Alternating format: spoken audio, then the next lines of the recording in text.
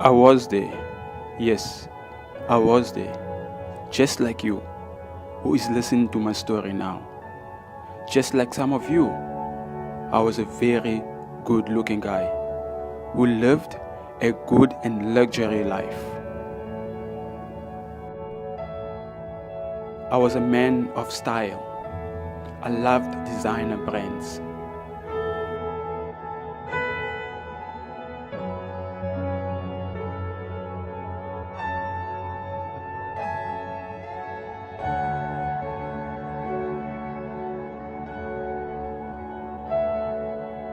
I was well groomed, handsome, dressed, expensive designer clothing.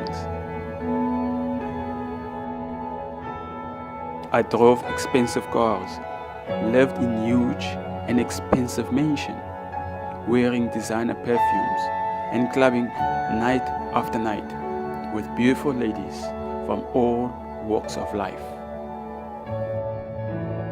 Yes, believe me, it made me feel proud. I was successful and everybody wished to be like me.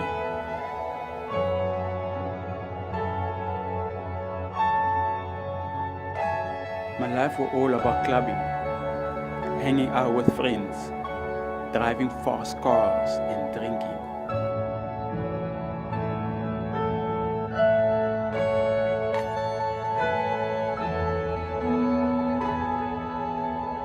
Until one day, I couldn't make it to go out with friends.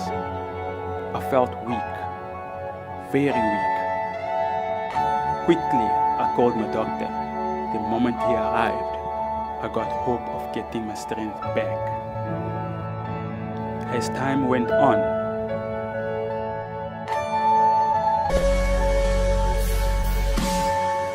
after my doctor checked up on me, I waited for him to tell me what was wrong with me. For the first time in years, after being examined by my doctor, I saw him get cold. He couldn't look at me straight on my face. He told me in a cold voice, "I'll send you all your examination results in your mail address later by tomorrow." And I didn't see it as a big deal. As usual, I opened my fridge after he left. I grabbed 6 packs of bottle of beer that day. The next thing I remember, walking on my sofa early afternoon on the next day, I heard my phone ring. The moment I checked the phone, I see a mail from my doctor, and this what it says. "Dear John, hope this mail finds you. Sorry for delay with regards of the examination results, as I need to rerun the test for confirmation. I wish we could have done this face to face instead of a mail. The point is with the results, you have contracted an illness that is just as any other illnesses, which can be controlled. All you have to do is just to take good care of yourself and follow medication prescriptions, and everything else will be normal as before." After I have done the test yesterday, you have been diagnosed with HIV positive. I'm sorry to tell you this, John. If you need any advice or counseling, I'm always available. You can start with the medication as soon as possible. Just let me know when you are available. Thanks. After receiving the mail, I couldn't feel myself anymore. My body felt as if it was being cut off by pieces. My heart started beating twice faster than the normal speed, and my face sweating rapidly.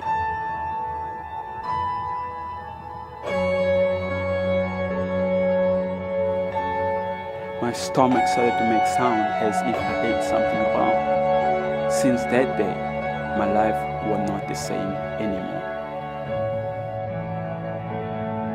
I started to lose interest on everything I owned and on everyone. Money, cars, clothing, ladies, all those were now meaningless to me. I decided to live my life as nothing was going on. Alone, I fought the battle. I fought the disease. Sadly, I couldn't fight no more. My body became weak and weaker. There was no one left by my side. I became lonely, though I had my family around. I felt emptiness in me, though in a certain early Thursday morning, laying on my bed, I tried to open my eyes and my mouth, but I couldn't. Tried to move both my legs and my arms, still I couldn't move. My body felt so cold, and I closed my eyes. I felt my soul leaving my body. Then I realized it was the day I left this world. As I could hear a crying sound of my family members and some friends that I can still remember. I pray for a second chance if I could restart my life again, to fix everything. But it was too late. It took me only 30 seconds to get affected with the disease, HIV. Not years, not months, and not even an hour, but 30 seconds that ended all my life. Just a second. Then I came in a realization that it's true. HIV does exist and it kills.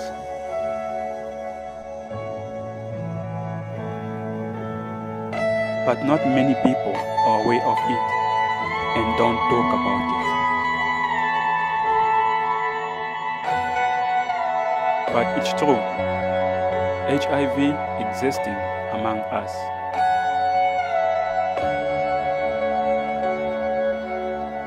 Always be protective. Protect yourself and others. If planning to sleep with a partner, ensure to have protected sex with one partner only, and regularly check your status. Doing so will reduce and minimize the spread of HIV and AIDS and other diseases. Just like you, I was there.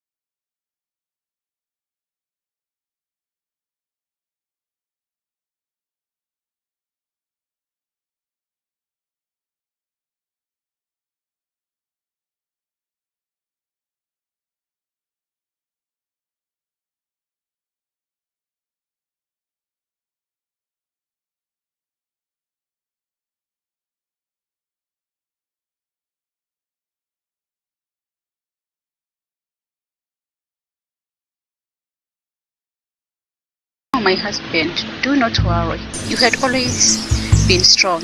You had always had faith. I believe that this dream is meant to show who you really are."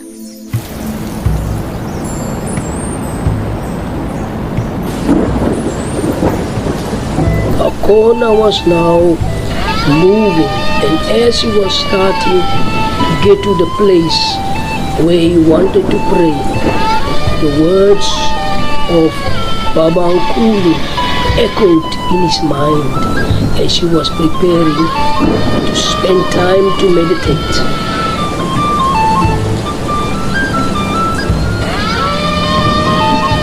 Well, my son, you are very young, and you must understand that in this life there are people that are born with a special gift.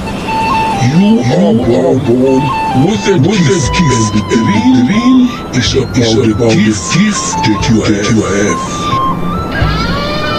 You are born to set your people free, but you will also pay the price. You are the one who have the key in your hand. You are born to set your people free, but you will also pay the price. You are the one who have the key in your hand. You are born to set your people free, but you will also pay the price. You are the one who have the key in your hand.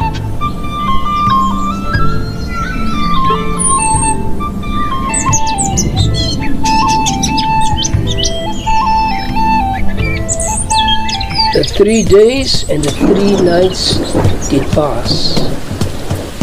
Akhona went back and decided with all the strength in him to work harder and harder, and his wife Rita joined him. They went with a new positive spirit into the community, and day by day, week by week, they worked hard until one day he woke up and he looked in his room. Something that he never saw was right there inside his room.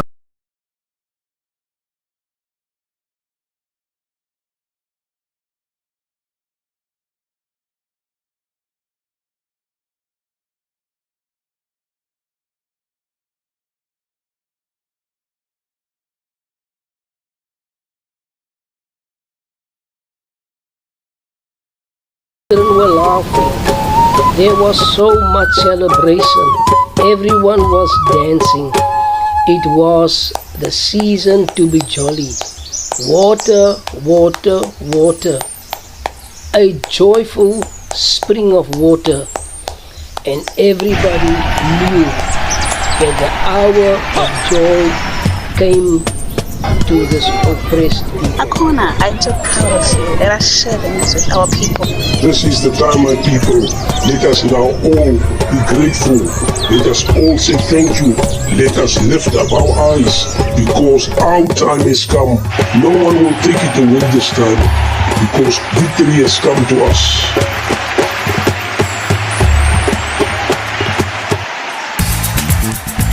This is really wonderful, Akhona. We are free at last. We are so very happy, Akhona. We are happy. This is wonderful, Akhona. I'm so happy. We are so happy today. This is really victory.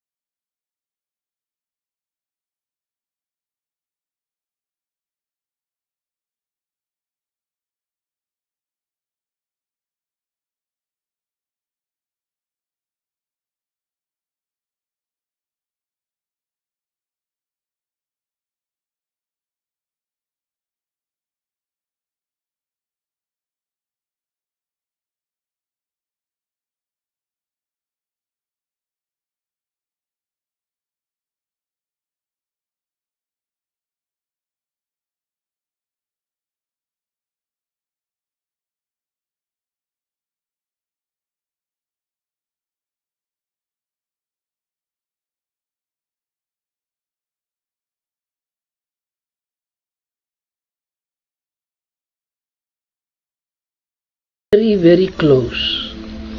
But during the times everybody was ridiculing Akhona, Adama, his cousin, were also part of that crew. He was looking at how Akhona was making his movements over the time, and deep in his heart he was jealous. And so when this day came, Adama took time to watch everything that went on day after day. He went to the enemies. He went to the oppressors.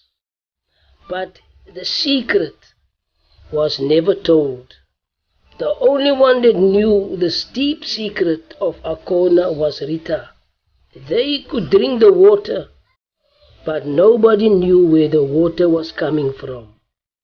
So Adama decided to go and tell the story of Akhona, who discovered the water, to all the oppressors. And then they came looking for Akhona, and they found him. This was after many months went by. Now Akhona was taken outside, and people were running to see how he was cruelly beaten in front of his house, and Rita was standing there, her friends all running to help, but they couldn't, because the 15 men that came to beat him, they were not stopping.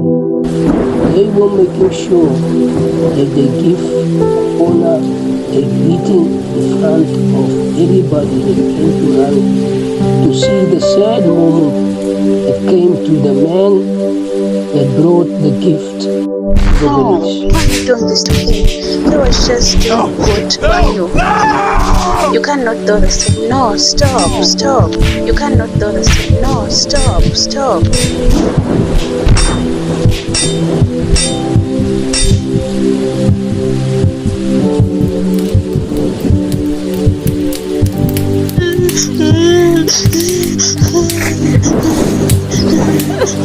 What am I husband? Why did this have to be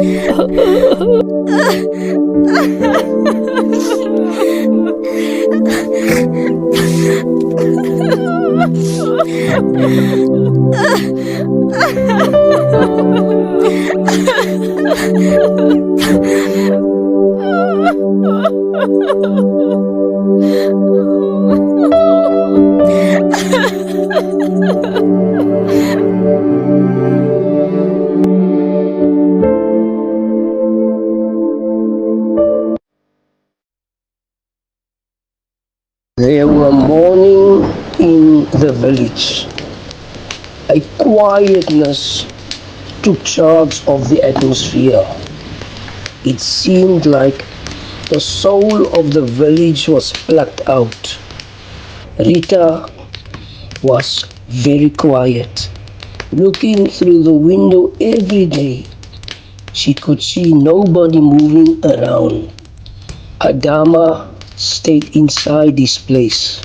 He did not know what to expect.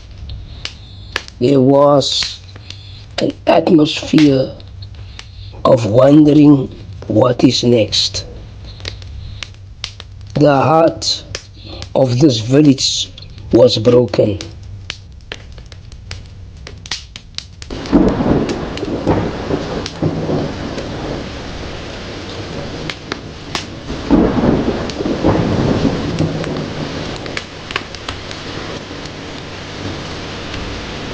Then amazing and unexpected things happened in that small community.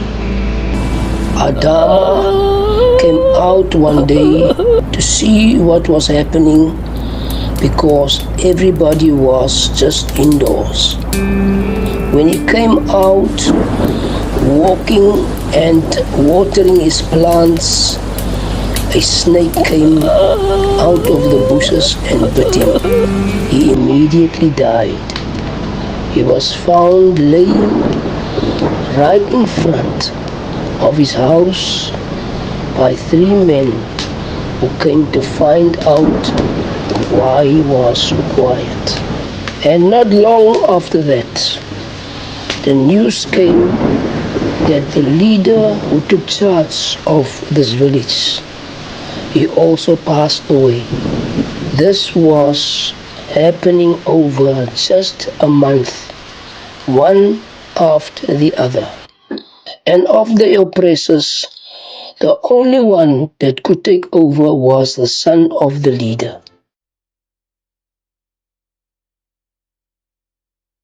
From the beginning, this young man was not happy about the way his late father was running the village.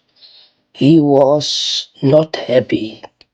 So he decided to divide the village in 2 parts so that he can live with his people, and the village he wanted to give over to those who belonged there.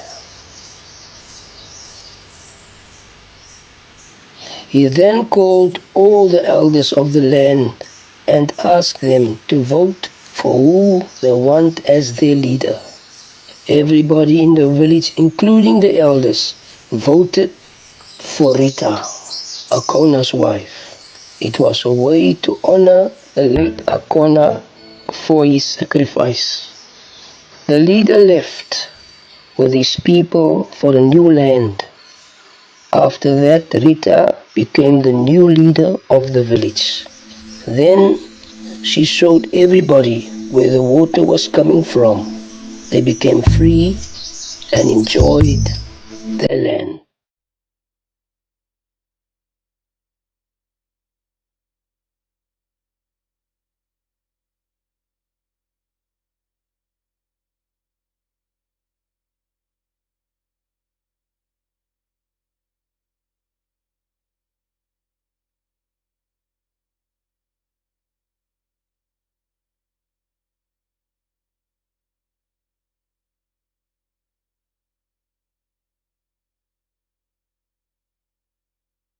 This original story, the story of Akhona, was written by Don Dean.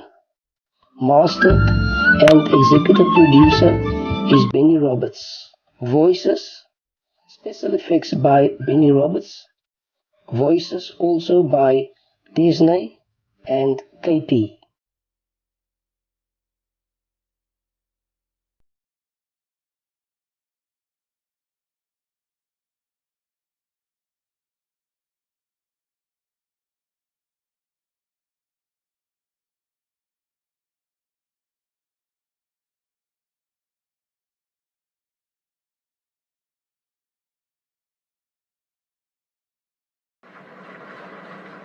Seriously, Tina. When will you learn? Find her. Now what? These girls. I can't get some work done here. What's this? What now? Jessica, come here, I'm at the office upstairs. Mama. Jessica, calm down, okay my angel. You know I don't like it when you are angry. Tell me.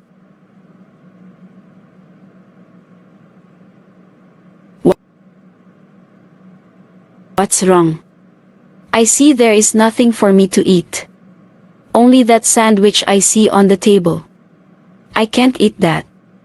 And leftover food still in the fridge, I'm not touching it, Mom. I want to eat good cooked meal. I don't even know where Tina is. It's okay, my angel. Mama is just busy now. But tell that lazy sister of your Tina to make you something to eat. Tell her I say so. Okay, Mama. I'll tell Tina, but you know she does not listen to me. You know that. If she does not want, come and tell me. She will see what I'll do to her. What are you doing inside my room? I've been looking for you everywhere around the house. Jessica, I'm not your friend to talk to me like that. I'm your big sister. So show some respect, okay? If Dad was here also, you would have opened your big mouth to me like that. And beside, I have the right to be in this room. Anywhere, I'm just cleaning up. Mama want to see the whole house clean, including your room. I don't know why Mama treats me like I'm not her daughter. Like she really hate me or something. And you, her precious daughter, and you happy also. What you want, by the way? You were shouting all the way from downstairs. And I heard you talking to Mama upstairs. Mama say you must make me something to eat. But Jessica, I made you sandwich. It's in the kitchen on the coffee table. Just eat that. We will go shopping later, then I will cook as always. And you and Mama will doing your own things. I can't cook now and later again cook. I'm not a machine, you know. Me. I'm starving. I want to eat and I can't eat that leftover food. I'm going to tell Mama that you have refused to cook for me.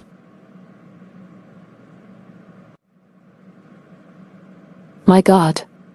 What have I done to serve all of this hearted? Why my mother and my sister are treating me like this? Did I do something to offend them? If I did, my Lord, please forgive me. I just want to be happy with my family. I'm like a slave in this house. My own mother beats me, say means things to me like I'm not her daughter. Just Jessica, who she cares all about. Why me? Oh, by the way. While you are cooking, Mama say don't take forever here. We'll need to go shopping soon. And please make quickly with the food. I don't want to die of starvation. Okay. I'm almost finished. You eat soon. Jessica, make sure that your sister buy only the items on the grocery list. Okay, Mama. I'll keep my eyes on her. Where's she, by the way, with that trolley? I don't want what happened last week to repeat again today. And where is this cashier, since we've been waiting for her to check for the cheese price? Mama, is Tina cooking? Yes, Jessica. You starving, my angel. Don't worry, whatever you want, just tell me, okay? I'll make sure you get it. Are you happy with the stuff I bought for you? Yes, Mama. Thanks. Tina, how are you with the food? We are starving, you know. Please make it quick there and make sure after cook leave that kitchen clean. Okay, Mama. I'll make sure I clean the place. I don't know what this girl is cooking. What's taking her so long to finish to cook? Mama, you know how Tina cooks. She always take her time. Like this lunch she made me this afternoon, I almost fainted. She took forever to finish. You better just go check on her. Otherwise, we are sleeping hungry. You're right, Jessica. Let me go and check on her. The way I'm starving, she does not know. Tina, what this mess all about? Look at this place. Why are you cooking like this and yet you dim the lights? How are you cooking? I'm almost done to cook, Mama. And the kitchen is not dirty. Don't talk back when I'm talking, young girl. How dare you? You disrespect me in my house.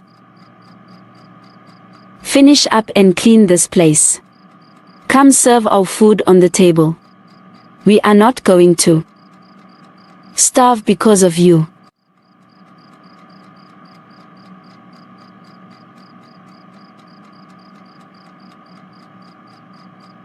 Why just me, God? Why me? What did I really do to this family to deserve this? The next day, the girl's mother felt sick and was admitted to the hospital and was seriously sick and unable to move or do anything at all. The girl's mother's favorite daughter, Jessica, refused to go see her mother at the hospital. When their mother was back at home being taken care by the nurses, her favorite daughter did nevertheless care about her mother. Tina was the only girl looking after their mother at all times. Eventually their mother apologized to Tina, her firstborn whom she ill-treated. Tina accepted her mother's apology. The end.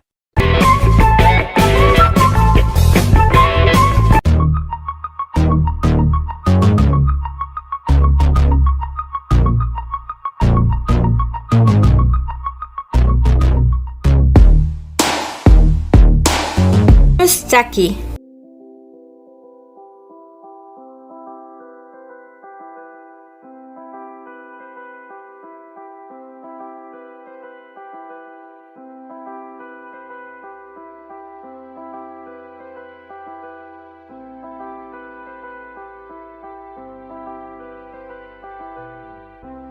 There was once a father with his teen daughter by the name of Angela. Angela was a very sweet young girl. Her mother passed away just after giving birth to her.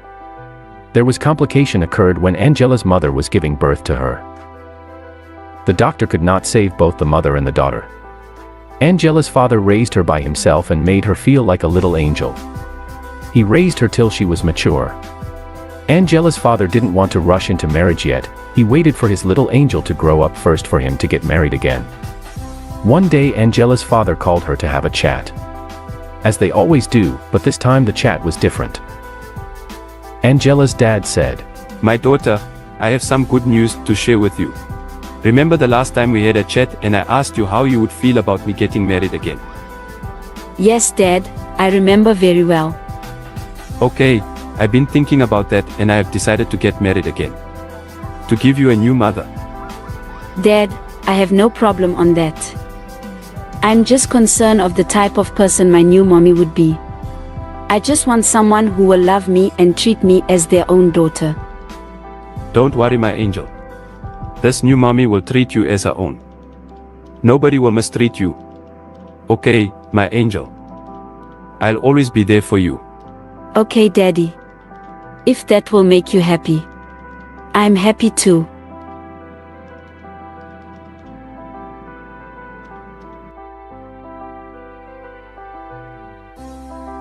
The moment Angela's stepmother arrived home, things had changed in the house. Angela had noticed that her father does not spend much time with her anymore. He always busy with new wife. Hello, Auntie. You welcome home. Hello, Angela. Oh, thank you very much. Whenever I just want to spend time with my dad, my stepmother always seemed to be in the way. She will distract my dad or tries to send me to do something else. House became a place that I no longer wanted to be at. I started to feel depressed and bored. The only place I was enjoying was at school playing with my best friend Jackie. Being at school was the only time I felt free, like I was not being told to do this and that, but also at the same time tiring because I was not focusing at my school work.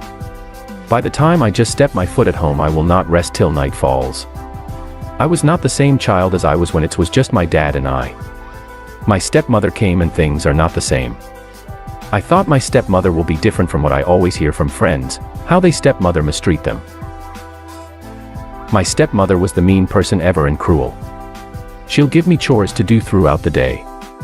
In the morning before I go to school, I had to make sure that the house is clean, and by the time I get to school I'm exhausted. I sometimes get to school very late, or sometimes I just don't go because she stops me from going to school. She always tell me school is not good for me and that I'm a failure. She makes me do all the chores at home, and if I don't, she punishes me and I can go 2 to 3 days without eating. My dad has forgotten his promises to me. He has been blinded by love. When my dad comes from work, I don't get to see him. My life been miserable ever since my stepmother came in our lives. I so miss my mom.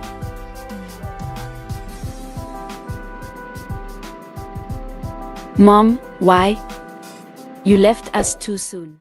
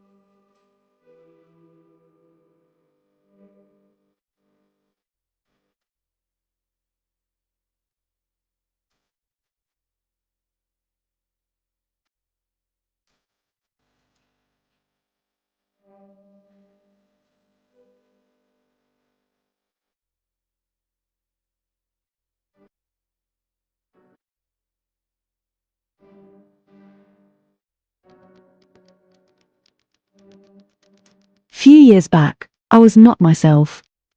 I felt like I was being controlled, not by anybody but by myself. Every time or whenever I want to do something, I always end up doing the opposite.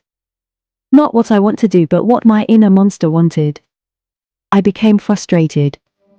I end up fighting with people not by my own intention.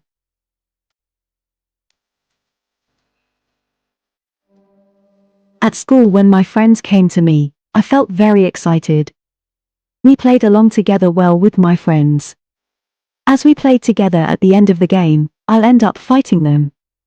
When the principal or teacher came to punish us, they will send us to detention for hours.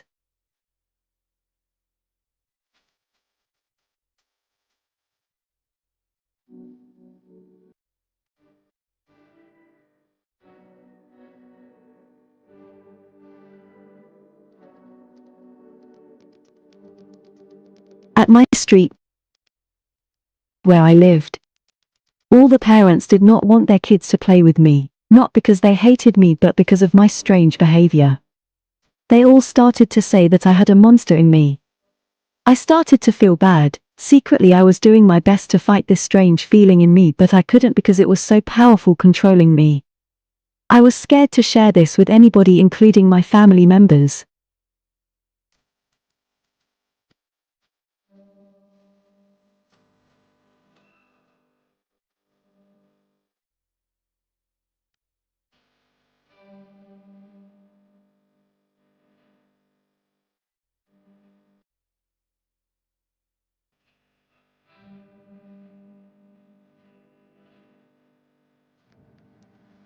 I became just not myself anymore when this monster was in control. When the monster was in control, I did not recognize anybody.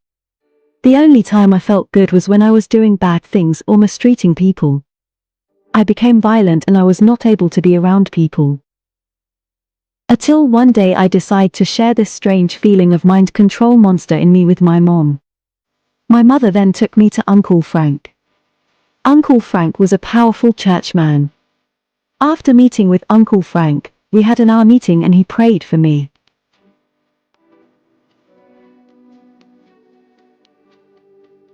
I felt so good to express myself to him. He was doing the follow-up on me day and night, 7 days a week. Till I became free from the mind control monster that was in me.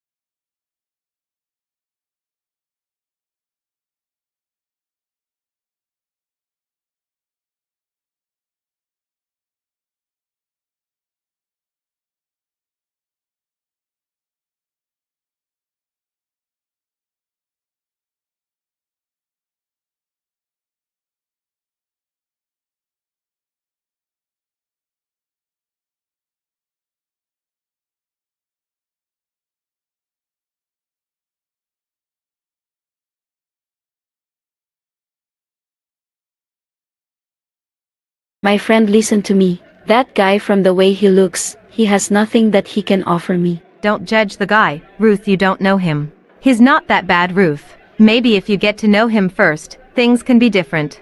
Hi ladies. What are you doing here? I told you, I'm not interested. In fact, we are not interested, so leave us alone.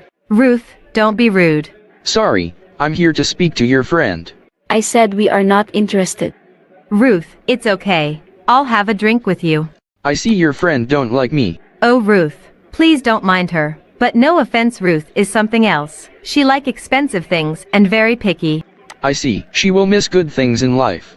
Do you mind if we go elsewhere to grab something to eat? I parked outside. Lisa, are you still going out with that poor guy?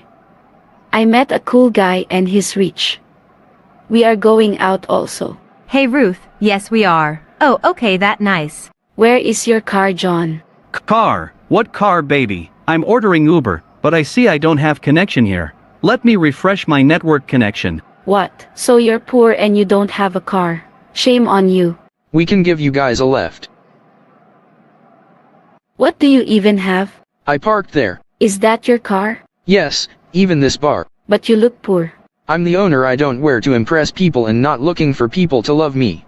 I don't like people to use me for my money.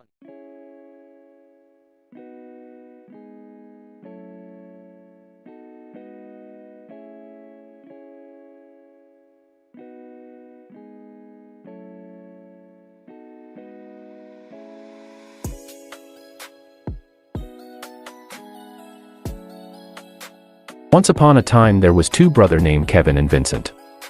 Vincent was the elder brother, living with both of their parents. Their parents loved them so much that they gave them everything they wanted. They had so much fun together. The twins were best friends and nothing would separate them. They were attending the same school, attending the same karate classes and in the same football team. Everywhere they go together. One day the twins were on their way back home. They had missed their school bus. One of the twin brother Kevin was still busy finishing an exam test. When rushed to the bus had already left.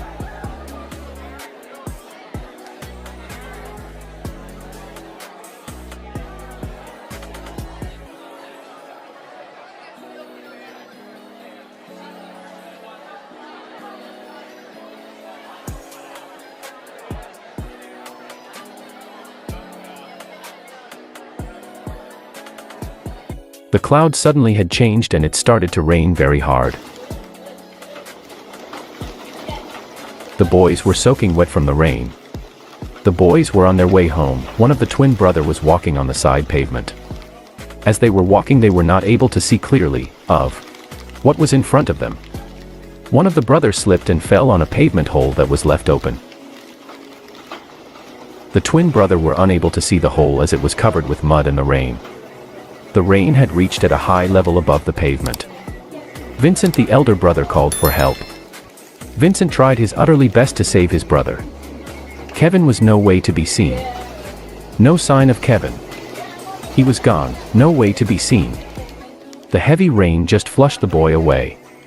Vincent was crying heavily for his twin brother. He could not believe what just happened in front of his eyes. His brother just disappeared. So many thoughts started coming in his mind.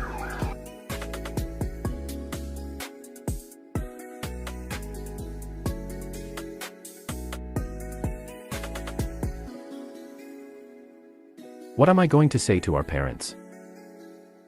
What are they going to say about me? I'm the big brother. Now going home back home without my little twin brother. By the time I arrive home, I saw my mother preparing dinner. My mother had already placed the dinner plate on the dining table. When I entered the house, the first thing mother asked, "Where is Kevin?" Kevin always the first person to enter the house after school and has always runs towards mom and hugs her. But on that day mom was sad before I could tell her what had happened. I looked at mom and I told her what had happened.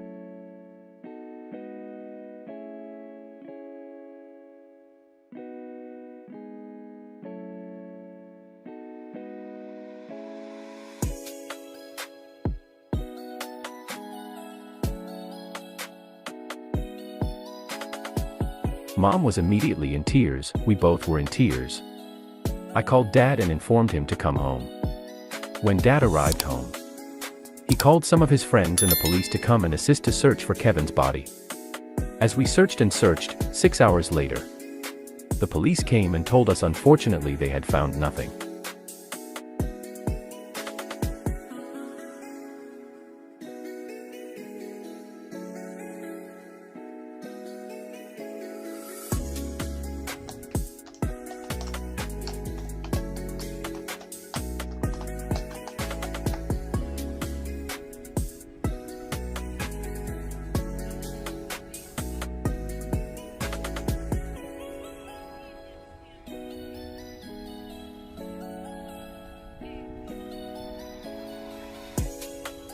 The family were devastated, broken by the loss of their son Kelvin. The end.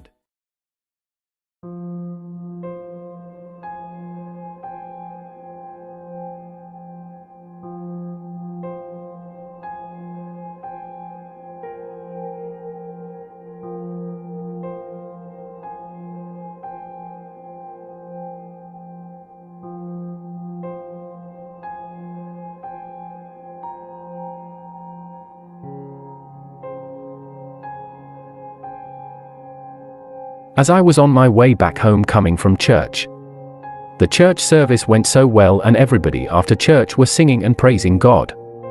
The night was very dark, especially from the church corner side. I was alone as I was heading to the bus stop to catch a bus. As I stood there waiting for the bus, I waited and waited. 30 minutes later, I then decided just to walk home. Home was not too far away, was about 20 to 25 minutes away, but at the time and moment in space I knew was a bit dangerous to walk, but I had no choice but to get home to my family. I was walking on the side pavement where there was a bit of light. At certain areas or corners was very dark and you could barely see any light. All the street shop vendors were closed, but only one store on the opposite side, the traffic light. The store was still open, but the security gate was locked to prevent people going into the store because it was night time. People were allowed only to purchase grocery item from the gate, but there was this light reflecting towards the store entrance that I could see far as I was approaching ahead the street.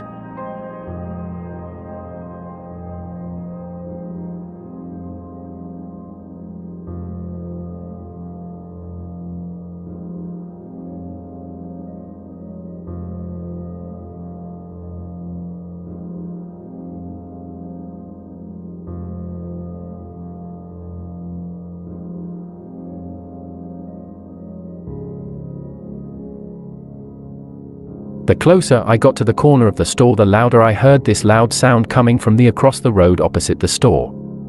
It was a night bar, people were dancing, singing, and shouting. I then said to myself, at last same light.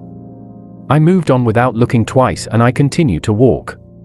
A sudden moment the sky changed and it began to drizzle. I continued to walk, but this time I immediately started to walk little bit faster as it started to drizzle heavily.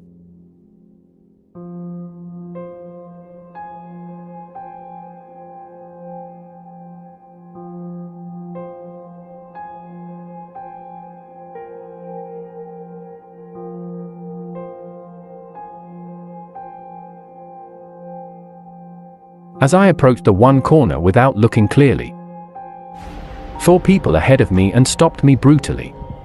I tried to run, but it was too late to slip away. One of them pulled me and another 2 had knives with them in their hand. As they pulled me, the one with knife stabbed me at the back. I started to bleed but not feeling any pain.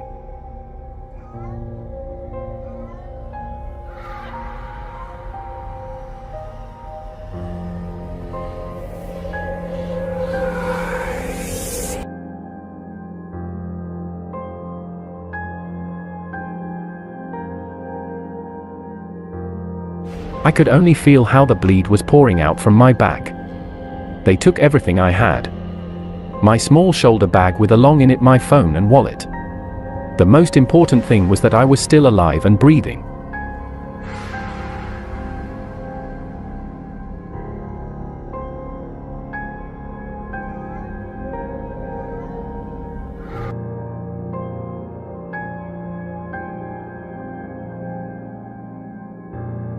Glory be to God.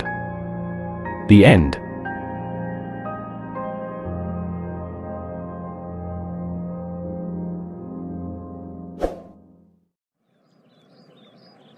Let's go play with them. No, Sina.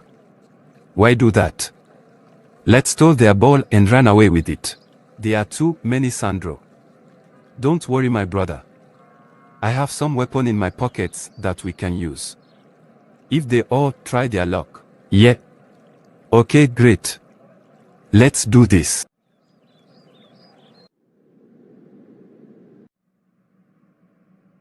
Brother, there they are. Let's get the ball and make it ours. Yeah. Let's get it, bro. These boys and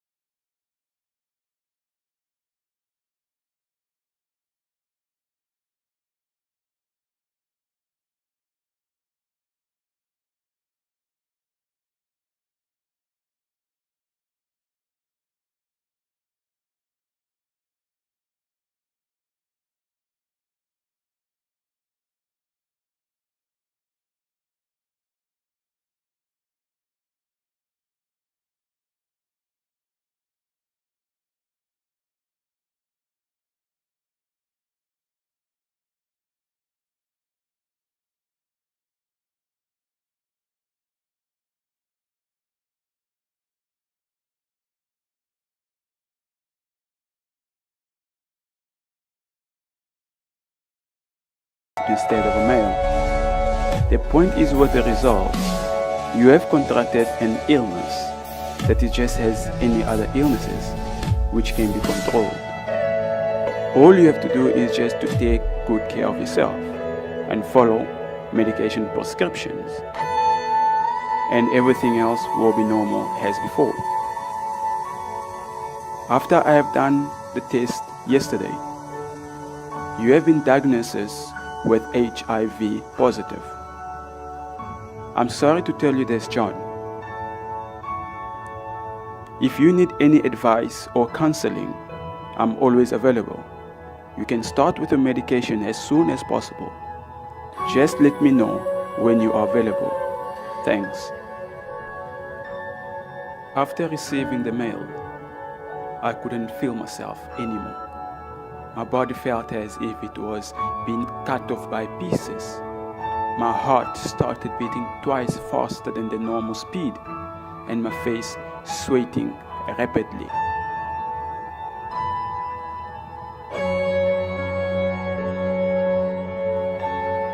My stomach started to make sound as if I ate something wrong. Since that day, my life was not the same anymore. I started to lose interest on everything I own and on everyone. Money, cars, clothing, ladies, all those were now meaningless to me. I decided to live my life as nothing was going on. Alone, I fought the battle. I fought the disease. Sadly, I couldn't fight no more. My body became weak and weaker. There was no one left by my side. I became lonely, though I had my family around. I felt emptiness in me, though in a certain early Thursday morning, laying on my bed, I tried to open my eyes and my mouth, but I couldn't. Tried to move both my legs and my arms, still I couldn't move. My body felt so cold, and I closed my eyes. I felt my soul leaving my body, and I realized it was the day I left this world. As I could hear a crying sound of my family members and some friends that I can still remember. I prayed for a second chance if I could restart my life again. It took everything. But it was too late. It took me only 30 seconds to get affected with the disease, HIV. Not years, not months, and not even an hour, but 30 seconds that ended all my life. Just a second. Then I came in a realization that it's true. HIV does exist, and it kills.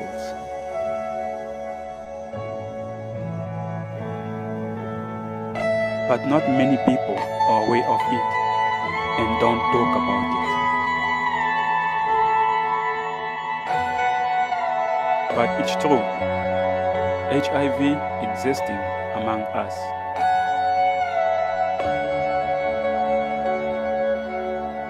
Always be protective. Protect yourself and others.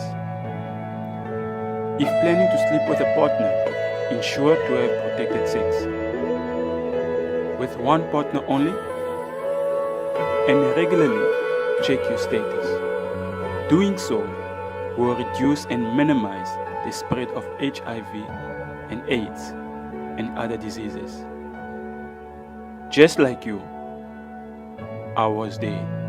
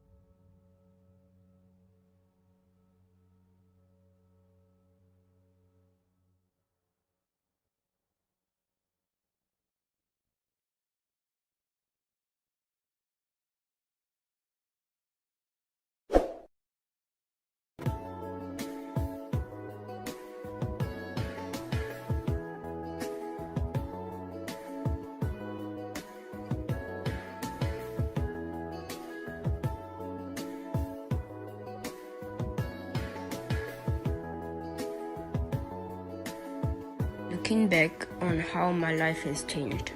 I always hear of the hardship of living in a refugee camp, but I never thought that one day I'll also end up living in a refugee camp. I'm from a peaceful country. Since I was born, my life was beautiful. Every morning during the week, I will go to school along with my dad. He will be singing for me while driving his car after school. My baby sister will raise her hands and smile when seeing me. That was the most beautiful part of my days. And my mom will always give me kisses, and she will ask me to tell her about my day at school. Life was perfect until one night while sleeping. I heard my dad whispering with my mom, whom were crying. I did not know why. As I stood up from my bed, I find my mom packing things like clothes and toiletries as some light foods. I asked my mom why she was packing. She couldn't say anything to me. My dad told me that tomorrow morning your mom and your baby sister need to go to church. There will be a big bus waiting to take us somewhere, where we will go live for a short period, but he never told me why. Around early morning after that night, I heard so much noise from different voices. Men, women, children. I checked on my room window. I see so many people running all over the town. Some houses were on fire, others collapsed. People getting hurt, some died from gunshots. I quickly ran downstairs from my room, calling my mom. Once I opened the kitchen door, I found my mom laying on the floor with her mouth and eyes widely open. My baby sister next to my mom's body, sucking her breast. I started to call my dad for help, searching for him all over the house. Sadly, he was nowhere to be found. I just grabbed my baby sister for the last time. I looked at my mom laying and got close to her body. I managed to close her eyes and her mouth, then I left with my baby sister. I started to run like others until I succeeded to reach the church where my dad told me about the big bus. When we arrived, I see people fighting to enter the bus. I was afraid to talk to anyone. I carried my baby sister, then we entered the bus. The bus drove us for 5 hours with many stops, until we all arrived in a strange place. They asked me, where are your parents? The moment I told them about my story and how I arrived there with my baby sister, the man promised me that both my sister and I were in right hands. When I asked the man to tell me where we are, he told me that we are in a refugee camp. From that day, my life was completely changed. I was not able to go to school again. Started to eat food that was different from the one my mom used to make. My hairstyle was not the same anymore. I felt so lonely. I had no one to share my pain with. I miss my dad's song. I miss my mom kisses, and I miss my country too. If anyone out there can hear my voice, I need your help. Please tell them to stop the war. The conflict can get solved peacefully with no fight. Your fight is costing our lives. This fighting is too much. Not just me, we are many children left without parents, all because of the conflict. Mothers are crying for losing their children that they carried within 9 months, plus the labor pain. Family lost their houses that they worked for so many years to build. As one of the child in this refugee camp, I plead to you, please hear my voice. I am one of the victims crying out loud. Let us heal the world. Dialogue is the main key to peace.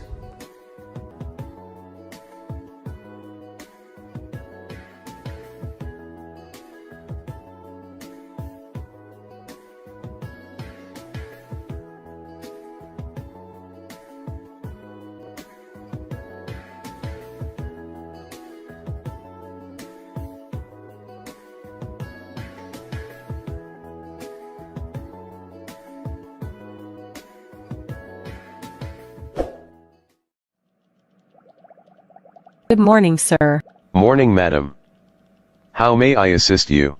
My name is Karen. I'm here for the new vacancy position available. Oh yeah.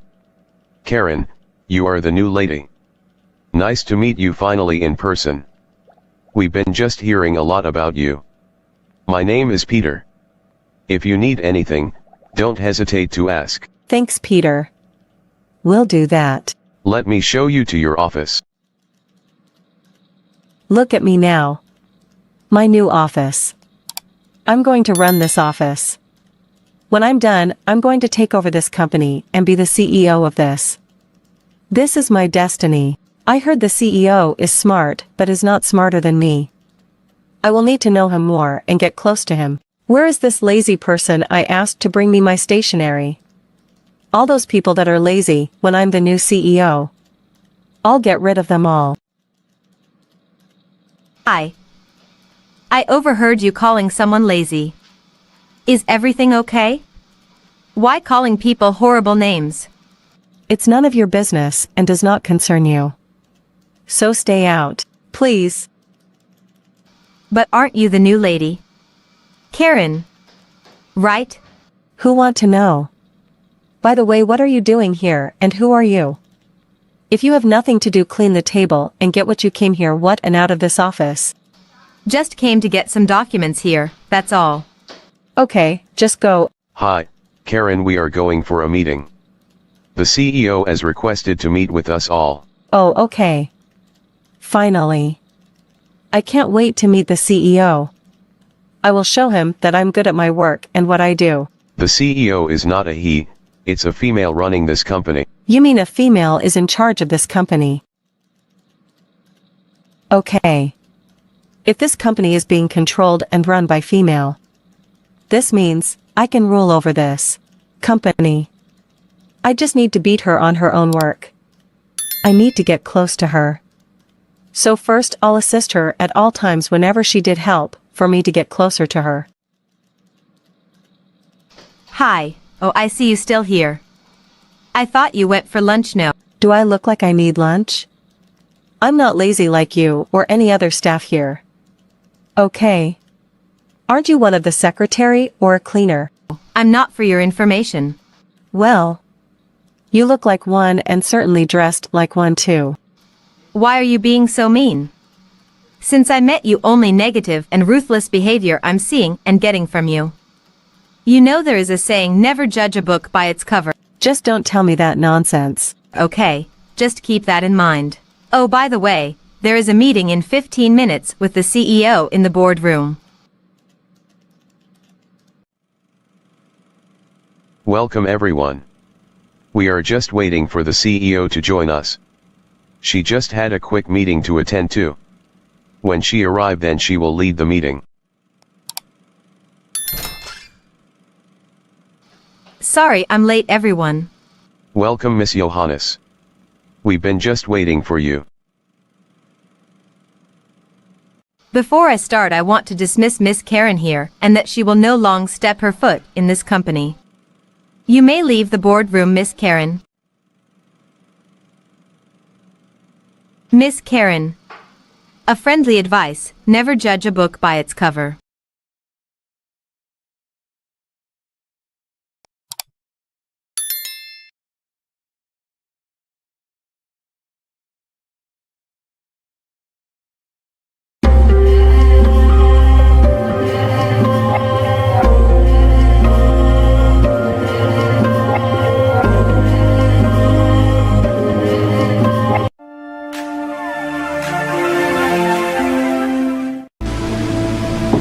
This is the story of the life of Kathy. Kathy was a very beautiful young lady who had lost both her parents at an early age. Kathy was tall, dark in complexion. She had long black hair. She was slim, with the most mesmerizing big hazel brown eyes.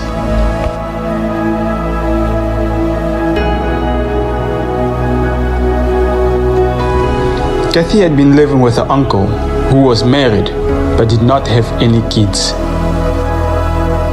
So, he and his wife raised Kathy from the day her parents passed away. Kathy was such a soft-spoken and hard-working young lady. One day, Kathy's uncle got a visit from his neighbor. The man has brought such interesting news that caught Kathy's uncle attention, who told him, I am in search to find my son who lives in the city, a beautiful, young, virgin lady who would become his wife. And I thought about your niece, if you won't mind. The moment Kathy's uncle heard about the word city, without waiting for the man to finish talking, immediately he became very excited about the news. He was so interested about the neighborhood wonderful proposition. He quickly went to inform his beloved wife, who also was excited about the news.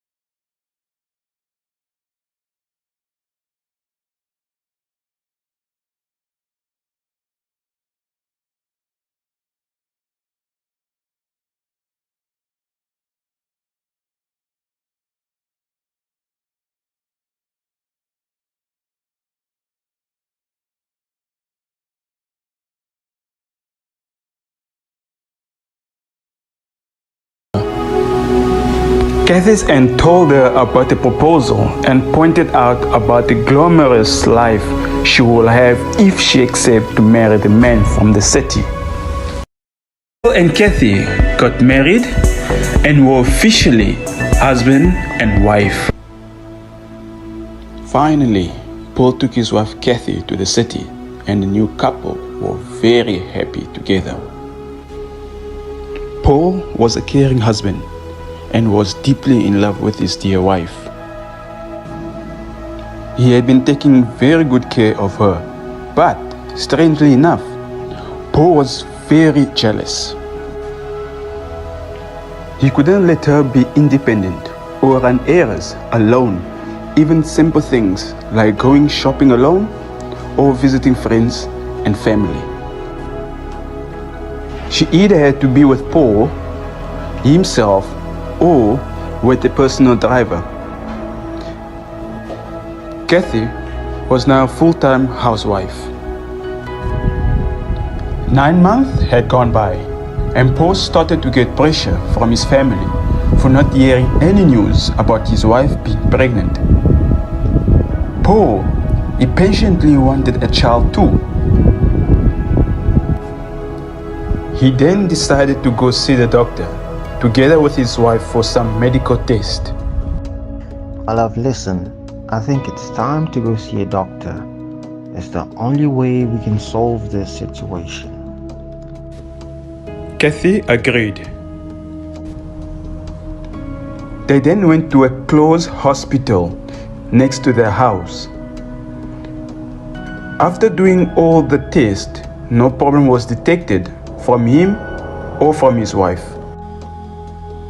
They waited, and some more months went by. Still nothing was happening, and the situation was still the same.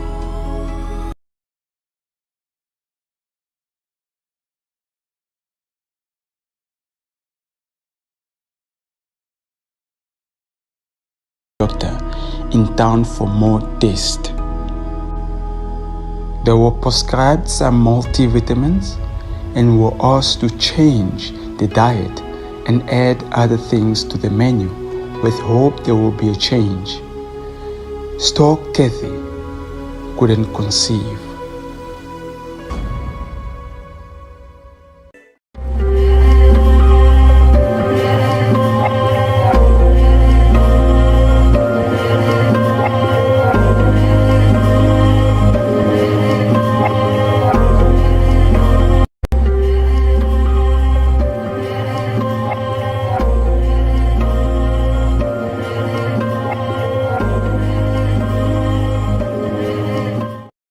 My love, listen, I think it's time to go see a doctor.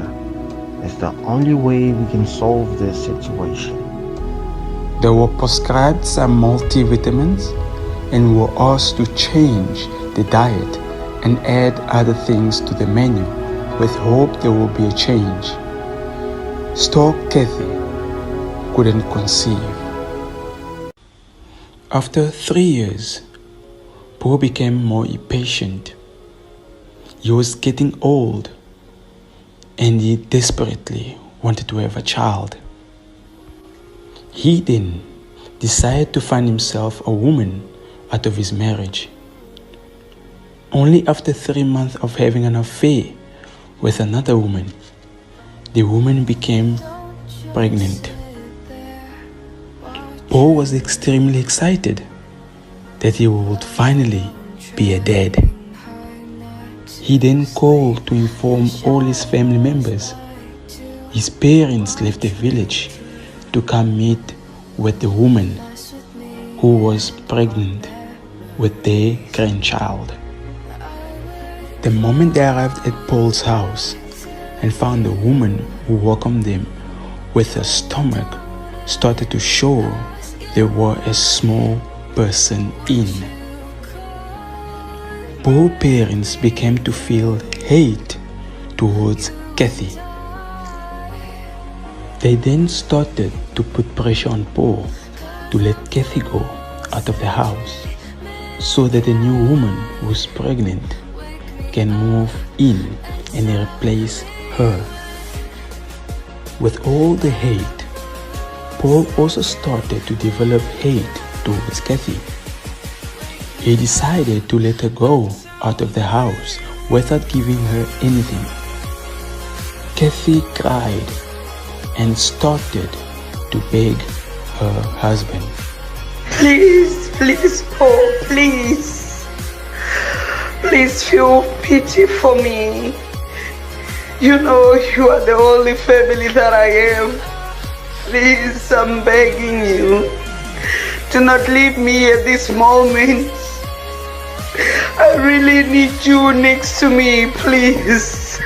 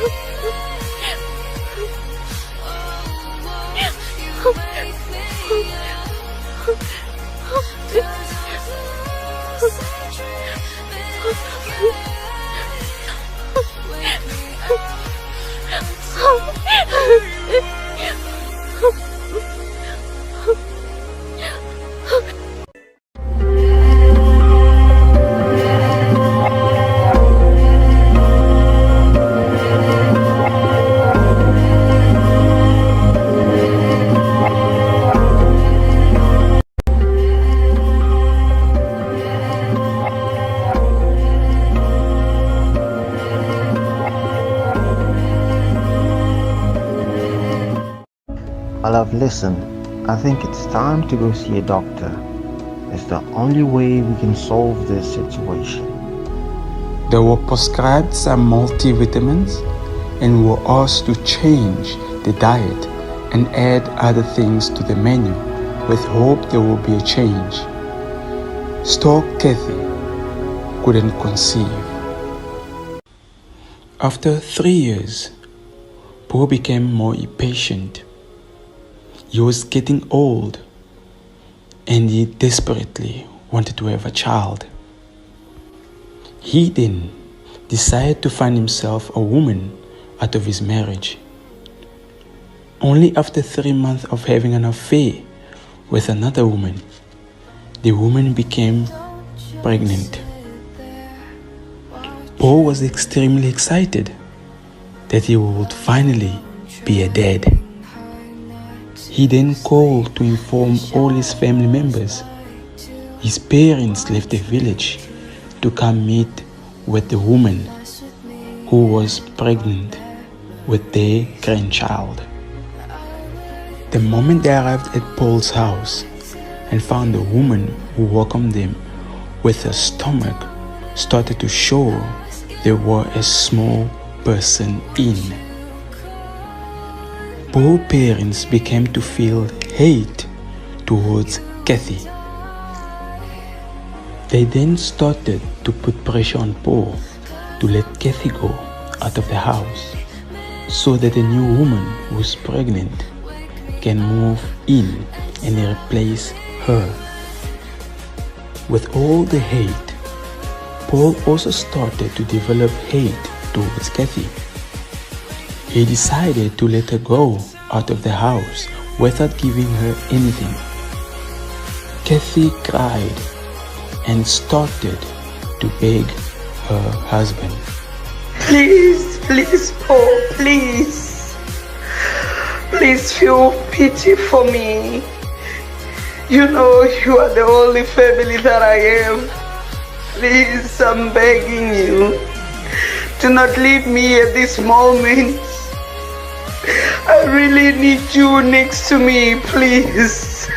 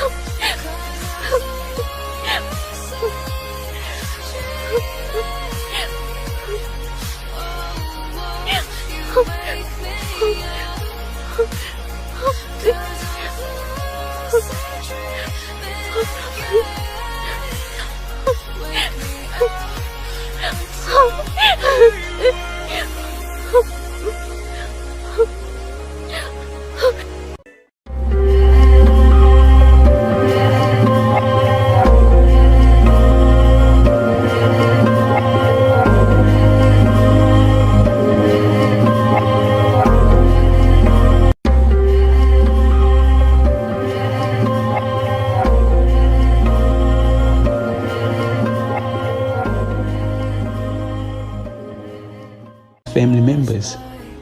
His parents left the village to come meet with the woman who was pregnant with their grandchild.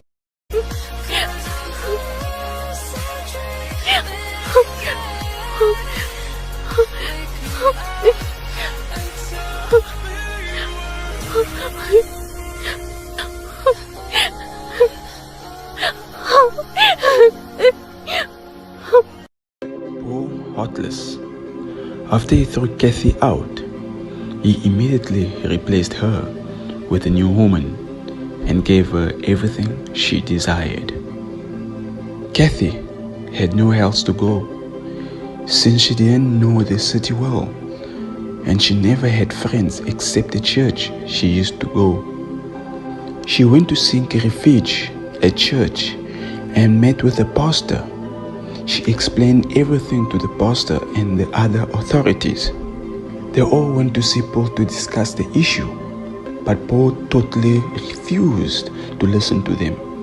He even threw water on them. All the church members felt bad about what was happening to Kathy.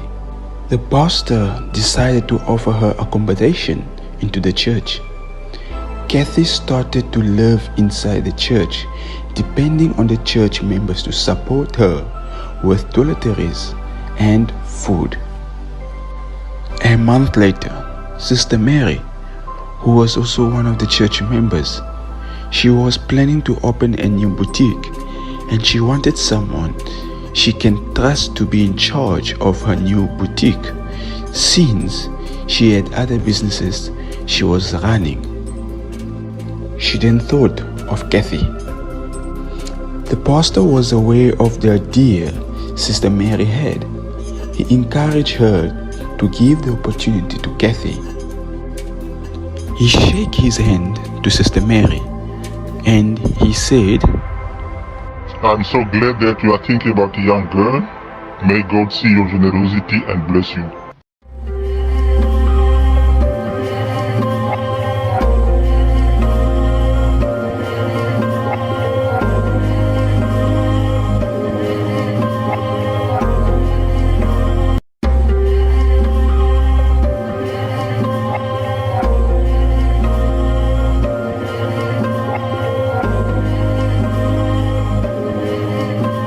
Heartless.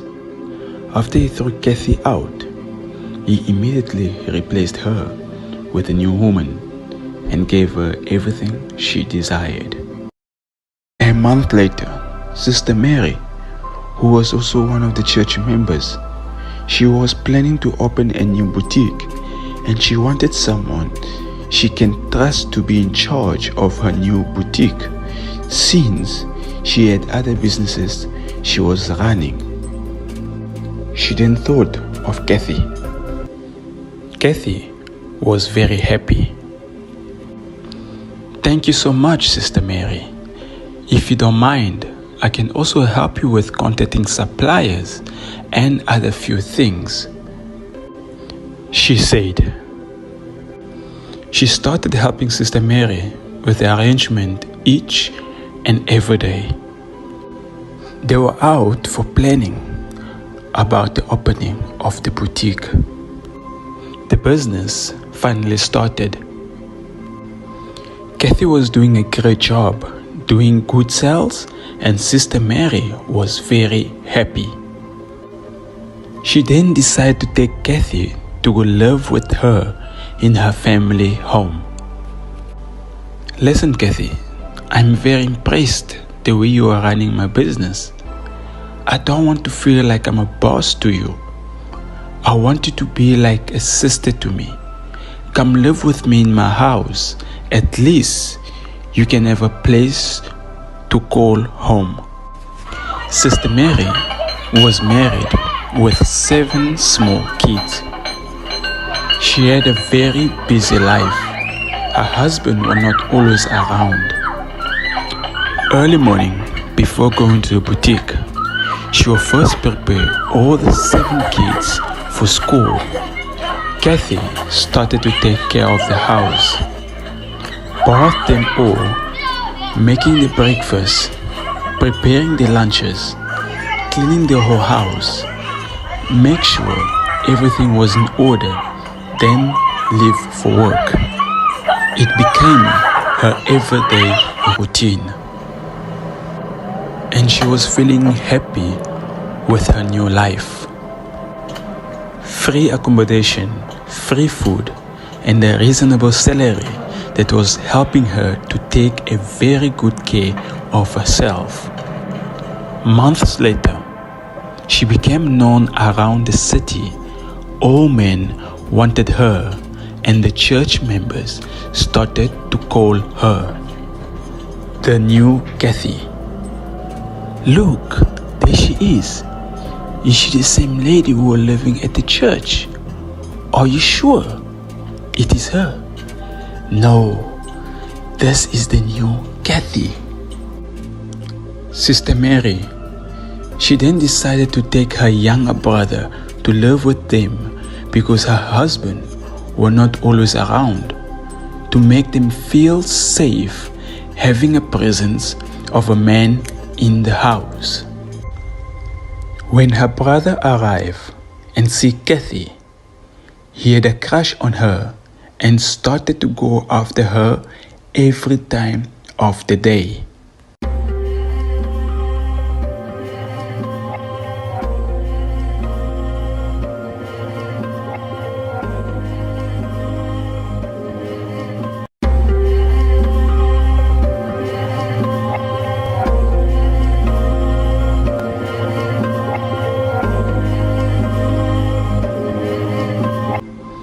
Kathy was doing a great job, doing good sales, and Sister Mary was very happy. She then decided to take Kathy to go live with her in her family home. Sister Mary, she then decided to take her younger brother to live with them because her husband were not always around, to make them feel safe having a presence of a man in the house. Kathy started to feel uncomfortable around him.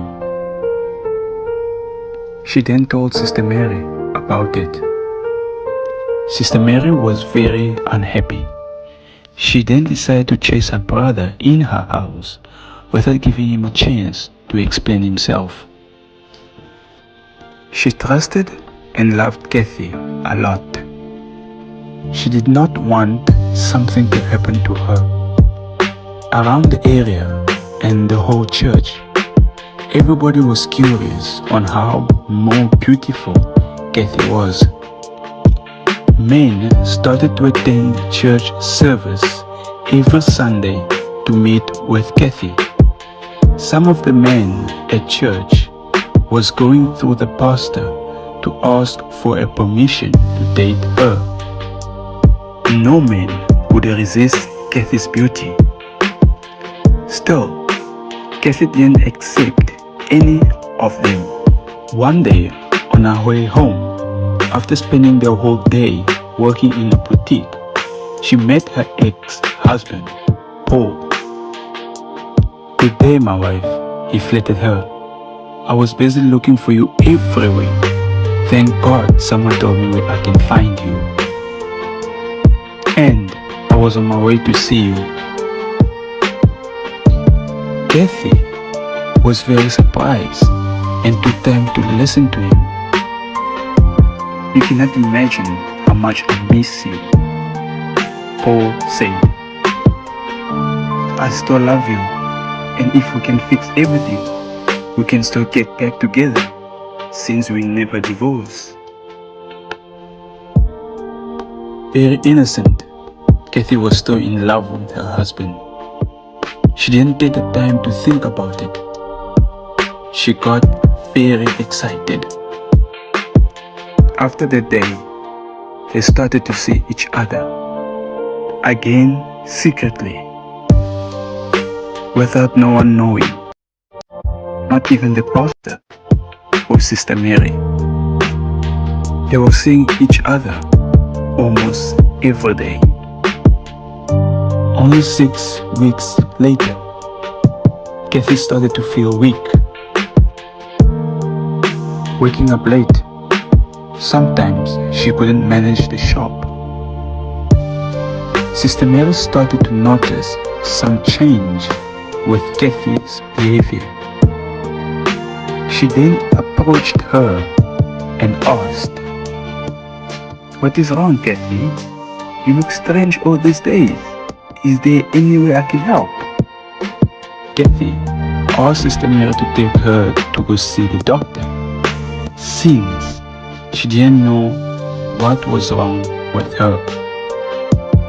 And they then went to the hospital to check on her.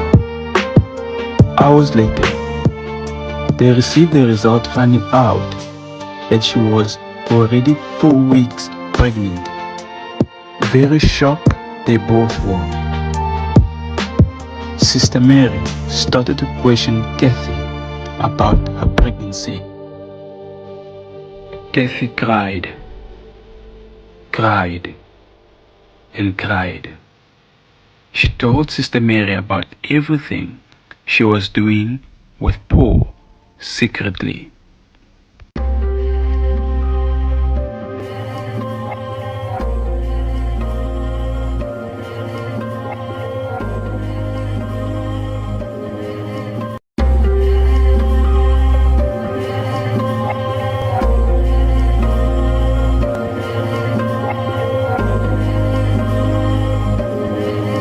On her way home, after spending the whole day working in a boutique, she met her ex-husband, Paul. "Good day, my wife," he flattered her. I was busy looking for you everywhere. Thank God someone told me where I can find you. And I was on my way to see you. They received the result finding out that she was already 4 weeks pregnant. Very shocked they both were.